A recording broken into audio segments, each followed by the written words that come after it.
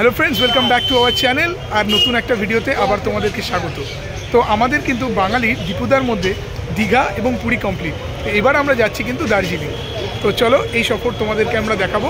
আর এবার কিন্তু আমরা ট্রেনে নয়, যাচ্ছি বাসে। তো আমরা এখন পৌঁছে গেছি স্প্ল্যানেড। এখান থেকে আমাদের বাস ছাড়বে এক্স্যাক্টলি 5টার সময়। আর আমরা কিন্তু কালকে পৌঁছে যাব শিলিগুড়িতে। স্প্ল্যানেডের রাস্তায় এরকম কিছু পথচারীদের বিস্কুট খাওয়াতে খাওয়াতে আমরা কিন্তু উঠে পড়লাম আমাদের লাক্সারিয়াস বাসে। আমরা কিন্তু উঠে পড়েছি এই স্লিপার বাসে। দুজনের জন্য কিন্তু যাওয়ার জন্য কিন্তু পারফেক্ট। তো আমরা এই প্রথমবার এক্সপিরিয়েন্স। তো দেখা যাক। এখন তো অলরেডি আমরা শুয়ে পড়েছি, একদম কালকে দেখা হবে শিলিগুড়িতে। রাতের অন্ধকারের আলোকসজ্জা দেখতে দেখতে কখন যে রাত থেকে ভোর হয়ে গেল, আর পৌঁছে গেলাম আমরা পরের দিন শিলিগুড়ি বাস স্ট্যান্ডে। শিলিগুড়ি বাস স্ট্যান্ডে নেমেই কিন্তু আমরা নিয়ে নিয়েছি এরকম একটা শেয়ারিং ক্যাব, যেখানে এরকম টাটা সুমো বা ইনোভা তোমরা পেয়ে যাবে, যেটা কিন্তু তোমাদেরকে 2.5 থেকে 3 ঘন্টার মধ্যে শিলিগুড়ি থেকে পৌঁছে দেবে দার্জিলিংয়ে। তো চলো এই সফরে যা যা জিনিস আছে তোমাদেরকে পুরোটাই দেখাবো। অপরূপ সৌন্দর্যের মাঝে এরকম একটা রাস্তা যেখানে জঙ্গল এবং পাহাড় একসাথে মিলছে, সেটা দেখতে দেখতে আমরা পৌঁছে গেলাম কিন্তু কার্শিয়ংয়ে।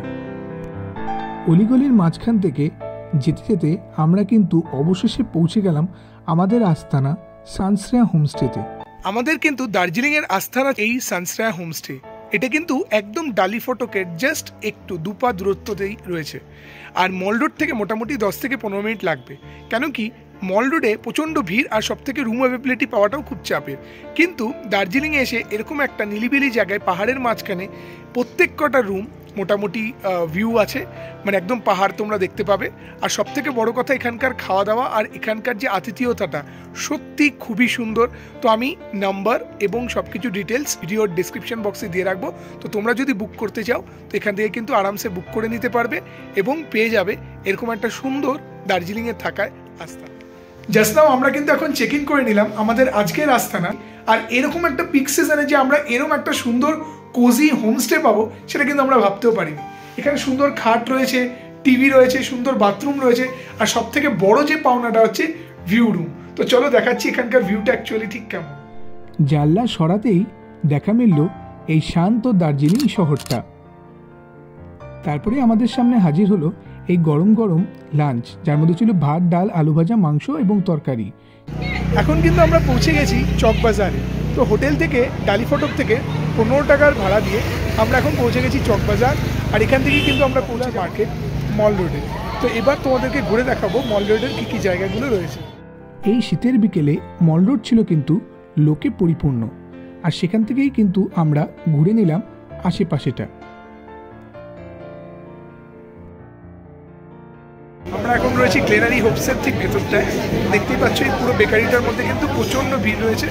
এখন আমরা অর্ডার করিনি, দেখা যাক এবার আমরা অর্ডার করবো। এখানে মোটামুটি ব্ল্যাক ফরেস্ট থেকে শুরু করে সব ধরনের বেকারি কিন্তু পাওয়া যায়।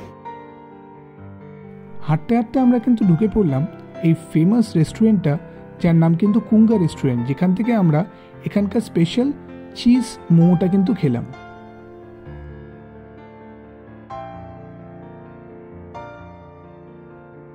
ঘুম থেকে উঠেই পরের দিন এরকম ব্রেকফাস্টে ম্যাগি এবং রুটি খেয়ে আমরা কিন্তু বেরিয়ে পড়লাম আমাদের প্রথম সাইট সিইং রক গার্ডেনে। হ্যালো, গুড মর্নিং সবাইকে। তো আজকে কিন্তু আমাদের এই ব্লগের ডে 2, আর আমরা কিন্তু এখন পৌঁছে গেছি রক গার্ডেনে। তো এইটা আমাদের হোমস্টে থেকে মোটামুটি ওই 10 থেকে 15 মিনিটেরই ডিস্টেন্স। তো আমরা অনেকটা পাহাড়ের নিচে চলে এসেছি, আর এখানে কিন্তু তোমাদেরকে দেখাবো পুরো রক গার্ডেনটা। তো অসাধারণ একটা জায়গা, এখানে প্রচুর ঝর্ণা এবং অনেক জায়গাগুলো আছে। তো সেগুলোকে আমরা এখন এক্সপ্লোর করবো ভেতরে গিয়ে। তো চলো তোমাদেরকেও দেখাই সেই সব দৃশ্য। উফ, কি মায়াবী দৃশ্য! একদিকে যেরকম পাহাড়, অন্যদিকে ঝর্ণা, দুটো মিলেই কিন্তু একাকার। ঠান্ডা, কিন্তু এই ঠান্ডায় আমরা উপভোগ করছি এই রক গার্ডেনের সৌন্দর্য। তো তোমরা কিন্তু দেখতে পাচ্ছ এরকম রক গার্ডেনে এরকম একটা সুন্দর একটা জায়গা, যেখানে কিন্তু এরকম তোমরা ড্রেস ভাড়া করে সুন্দর সুন্দর কিন্তু ফটো তুলতে পারবে। সেটা এখান থেকে ডিরেক্টও তোমাদের ফটো দিয়ে দেবে, আর তোমরা যদি নিজের ক্যামেরা নিয়ে আসো তো সেখান থেকেও কিন্তু তোমরা ফটো তুলতে পারবে। তো আমি কিন্তু বেশ কয়েকটা ফটো এখানে ক্লিক করলাম। তো এখানকার যে প্রাইসটা সেটা কিন্তু মাত্র 100 টাকা। তো চলো বাকি দিকটাও ঘুরিয়ে দেখাই।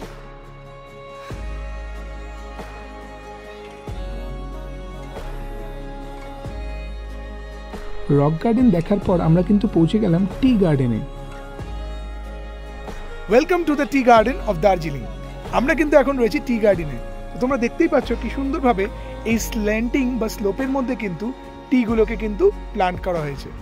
তো চলো এবার আমরা নিজেরাও ঘুরে দেখব আর তোমাদেরকেও দেখাবো এই ভিডিও। এবার আমরা পৌঁছালাম দার্জিলিংয়ে সেই বিখ্যাত জুলজিক্যাল পার্কে। এখন কিন্তু আমরা ঢুকে পড়েছি পদ্মাজা নাইডু হিমালয়ান জুলজিক্যাল পার্কে। তো দার্জিলিংয়ে এটা পার্ক, আর মোটামুটি এন্ট্রি ফি আমাদের জন্য 110 টাকা করে, আর ডিএসএলআর ক্যারি করছি বলে মাত্র 10 টাকা নিয়ে নিল। তো চলো এবার ভেতরে দেখাবো কী কী এখানে প্রাণীরা রয়েছে এবং কত সুন্দরভাবে এরা প্রোটেক্ট করে রেখেছে।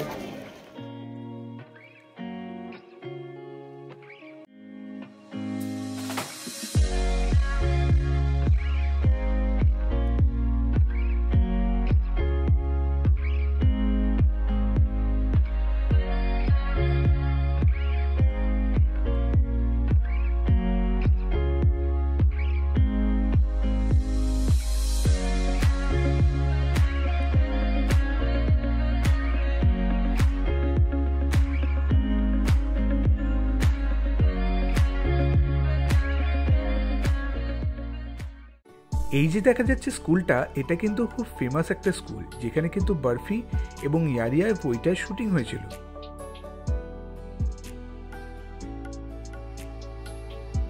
এটা কিন্তু দার্জিলিংয়ের অ্যাকচুয়াল চা বাগান, যেখানে কিন্তু তোমরা এরকম ড্রেস ভাড়া করে সুন্দর সুন্দর চা বাগানে কিন্তু ফটো তুলতে পারবে।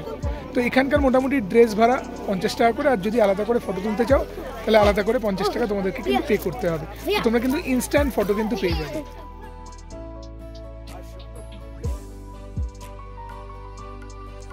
পরের দিন সকালবেলা আমাদের কিন্তু শুরু হলো দিনটা এরকম ঝকঝকে কাঞ্চনজঙ্ঘার ক্লিয়ার ভিউ দেখে। গুড মর্নিং সবাইকে। আজকে কিন্তু আমাদের ডে 3, আর সকাল সকাল কিন্তু এরকম আমরা হোটেল থেকেই কাঞ্চনজঙ্ঘার কিন্তু এত সুন্দর ক্লিয়ার একটা ভিউ দেখতে পেলাম। তো আজকে কিন্তু ওয়েদার খুব সুন্দর। তো আশা করি আজকে যে জায়গাগুলো আমরা যাব সেই জায়গাগুলো আরও খুব ভালো করে ঘুরতে পারবো, আর ঠান্ডাটাও আজকে খুব মডারেট। আর সবথেকে বড় প্রাপ্তি আমাদের এই কাঞ্চনজঙ্ঘার একদম ক্লিয়ার ভিউ। আমাদের দিনের প্রথম ডেস্টিনেশনটা স্টার্ট হয় দার্জিলিংয়ের ঘুম মনেস্ট্রি থেকে, যেটা কিন্তু বাতাসিয়া লুপের খুব কাছে।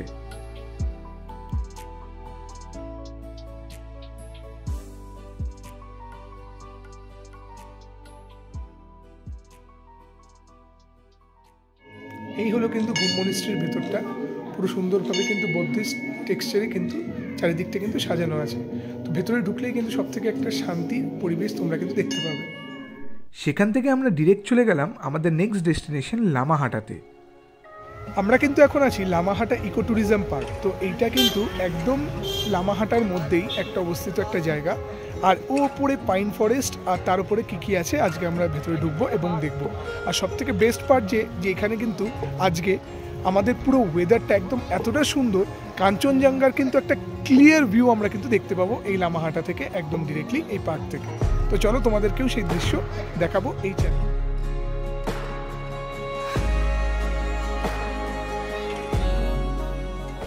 পুরো পাহাড়টাই কিন্তু এভাবে উঠতে হবে। তো মোটামুটি ডিস্টেন্স আমাদের যেরকম বলা হয়েছিল সেরকম মোটামুটি 750 মিটার মতন, কিন্তু উঠতে কিন্তু সত্যি কথা যেহেতু একদম পুরো লম্বা খাড়াই রাস্তা, তো বেশ কষ্ট হচ্ছে, কিন্তু আমরা উঠবো, পুরোটাই উঠবো আর দেখাবো কি আছে উপরে। পর আমরা কিন্তু হাঁটতে হাঁটতে পাহাড়ের রাস্তা দিয়ে ফাইনালি পৌঁছে গেলাম এরকম একটা স্যাক্রেড লেকে, যেখানে কিন্তু সুন্দর করে এরকম পতাকা দিয়ে সাজানো, আর এটা কিন্তু পুরো পাহাড়ের জঙ্গলের মাঝখানটায়। তো এরকম পাইন ফরেস্টের মাঝখানে আমরা কিন্তু এখন এনজয় করছি। সেখান থেকে আমরা চলে যাই আমাদের নেক্সট ডেস্টিনেশন তিনচুলেতে। আমরা কিন্তু এখন রয়েছি তিনচুলের একটা সুন্দর চা বাগানে। তো এই পাহাড়ের মাঝখানে এত সুন্দর একটা চা বাগান, তো এই চা বাগান ঘুরতে ঘুরতেই আমরা কিন্তু পেয়ে গেলাম একজন যে চা বাগান থেকে কিন্তু ফ্রেশ দার্জিলিং টি কিন্তু কালেক্ট করছে। তো চলুন তার সাথে একটু কথা বলে নিই।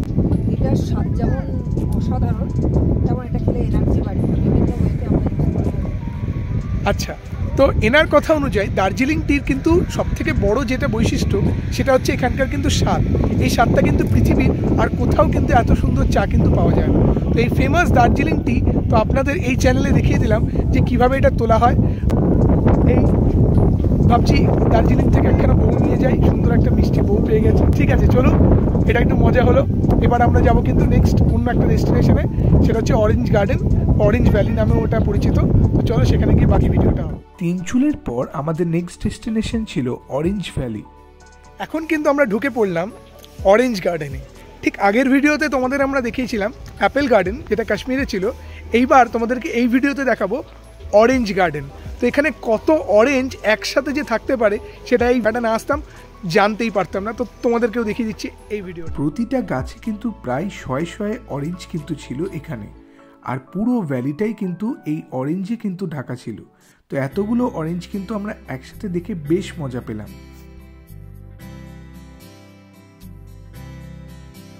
এখন কিন্তু রয়েছি আমরা লাভার্স মিটিং, আর এটা কিন্তু রয়েছে পেশকে। তো ভেতরে আমরা ঢুকবো আর দেখবো কি কি আছে, আর তোমাদেরকেও দেখাবো। পরের দিনটা ছিল কিন্তু 1 জানুয়ারি, আর আমরা কিন্তু 1 জানুয়ারি শুরু করলাম এরকম ডালি মনিস্ট্রির একটা মন্দির দিয়ে। আমরা কিন্তু এখন রয়েছি ডালি মনিস্ট্রিতে। এটা কিন্তু আমাদের হোটেল থেকে মাত্র 5 মিনিটের ডিস্টেন্সে রয়েছে, আর এটা কিন্তু এই দার্জিলিংয়ের বুকে সব থেকে বড় একটা মনিস্ট্রি। এখানে ইয়ারিয়া ফিল্মেরও কিন্তু কিছু শুটিং হয়েছিল। এরপর ধোয়া উড়িয়ে ছুটে এলো আমাদের টয় ট্রেন।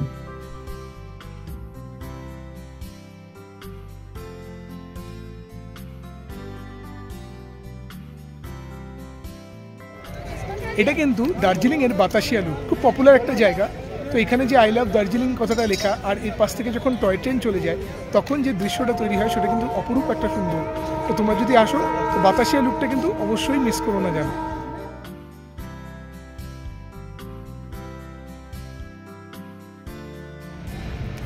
এখন আমরা কিন্তু আছি 7407 ফুট উচ্চতায় সব থেকে উঁচু রেলওয়ে স্টেশনে, যেটা হচ্ছে ঘুম রেলওয়ে স্টেশন।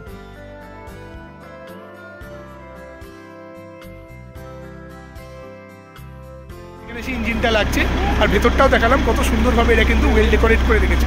এইভাবে যে হেরিটেজটাকে এখানে মেনটেন হচ্ছে ওয়েস্ট বেঙ্গলে, সত্যি বিদেশ থেকেও কিন্তু এখানে আসে শুধু এই টয় ট্রেনের মজা নিতে। ঘুম স্টেশন আর এই টয় ট্রেন কিন্তু হলো একটা নস্টালজিয়া, আর সেই মজা উপভোগ করতেই আমরা কিন্তু উঠে পড়লাম টয় ট্রেনে। ঘুম স্টেশন থেকে টিকিট কেটে উঠে পড়েছি আমাদের দার্জিলিংয়ের দিকে। তো এটা পুরো কিন্তু দার্জিলিংয়ের শহরটা কিন্তু আমাদেরকে ঘুরে ঘুরে দেখাবে টয় ট্রেন। অনেকদিন ধরেই ওঠার ইচ্ছা ছিল, তো ফাইনালি আজকে কিন্তু স্বপ্ন পূরণ হলো। টয় ট্রেনে উঠে প্রকৃতির মনোরম দৃশ্য দেখতে দেখতে আমরা কিন্তু ঘুম স্টেশন থেকে ছুটে চললাম দার্জিলিং স্টেশনের দিকে, আর মাঝখানে আমাদের এই বাতাসিয়া লুপ ঘুরে সোজা এই ট্রেনটা নামিয়ে দিল একদম দার্জিলিং স্টেশনে।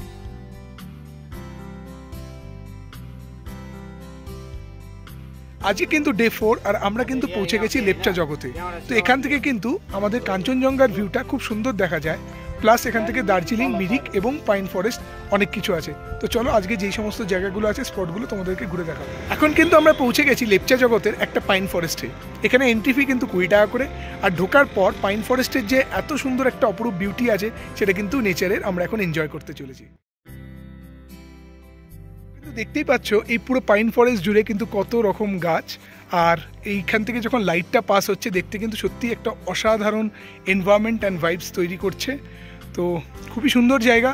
তো এইখানে লেপচা জগতের পাশে এই ফরেস্টটা কিন্তু অবশ্যই তোমাদের ইটানারিতে একদম মাস্ট করে দিও যারা কিন্তু ফটো তুলতে পছন্দ করো। আমরা কিন্তু আছি এখন লেপচা জগতের একটা হোমস্টেতে, নাম হচ্ছে লক্ষ্যা হোমস্টে। তো তোমরা যদি মনে করো যে এখানে আসতে চাও, তো এখানে কিন্তু পার পার্সন 1100 টাকা করে তোমাদের নেবে, এবং এখানকার কিন্তু খাওয়া দাওয়া কিন্তু অসাধারণ। লক্ষ্যা হোমস্টের কন্ট্যাক্ট ডিটেলস কিন্তু আমরা দিয়ে রাখলাম, আর আরও ডিটেলসে জানতে গেলে তোমরা কিন্তু এই নাম্বারে কল করে নিতে পারো। দুধারে এই পাইন ফরেস্টের মাঝখান দিয়ে রাস্তা দিয়ে আমরা পৌঁছে গেলাম কিন্তু আমাদের নেক্সট ডেস্টিনেশন জলপোখরিতে। পুরো পাইন ফরেস্টের মাঝখান থেকে পুরো কাঞ্চনজঙ্ঘার ভিউটা কিন্তু সত্যি অসাধারণ লাগছে। এখন রয়েছি আমরা সীমানা ভিউ পয়েন্টে, যেখান থেকে কিন্তু সান্দাকাফু রেঞ্জটা কিন্তু দেখা যাচ্ছে, আর এই পুরো পোর্শনটা কিন্তু নেপাল, তার জন্য এটার নাম কিন্তু সীমানা view point. Welcome to Nepal. দার্জিলিংয়ের ঠিক কাছেই কিন্তু নেপালের বর্ডার। তো আমরা কিন্তু আধার কার্ড দেখিয়ে নেপাল বর্ডারের দিকে ঢুকে যাচ্ছি, আর এই যে হলো সেই গেট, আর এই গেটের পাড়েই কিন্তু রয়েছে নেপাল। তো চলো তোমাদেরকে ঘুরিয়ে দেখি নেপালের কিছু আশেপাশের জায়গা। আমরা কিন্তু আছি গুফা পাতাল ভিউ পয়েন্ট, যেটা কিন্তু নেপালের মধ্যে। এখানে দেখতেই পাচ্ছ লেখা আছে আই লাভ নেপাল, আর ওপরে রয়েছে একটা ভিউ পয়েন্ট যেখান থেকে কিন্তু পুরো পাহাড়ের এরিয়াগুলো কিন্তু দেখা যায়। এটা কিন্তু ফেমাস গোপালধারা টি গার্ডেন। এখানে কিন্তু প্রচুর গানের এবং প্রচুর ফিল্মেরও কিন্তু শুটিং হয়েছে। সুবিস্তৃত পথ আর দুধারে চা বাগান অতিক্রম করে আমরা এগিয়ে চললাম মিরিকের দিকে।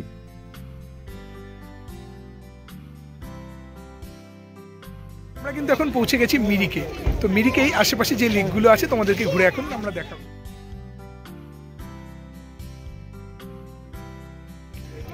I love Mirik. তো এই জায়গাটা কিন্তু সত্যি একটা অসাধারণ জায়গা, কেন কি এখানে রয়েছে সুন্দর সুন্দর পাইন ফরেস্ট আর সুন্দর সুন্দর লেক, তার সাথে রয়েছে কিছু পার্ক এবং সুন্দর সাজানো কিছু বাগান। তো এই জায়গাটা কিন্তু সত্যি একটা অসাধারণ জায়গা।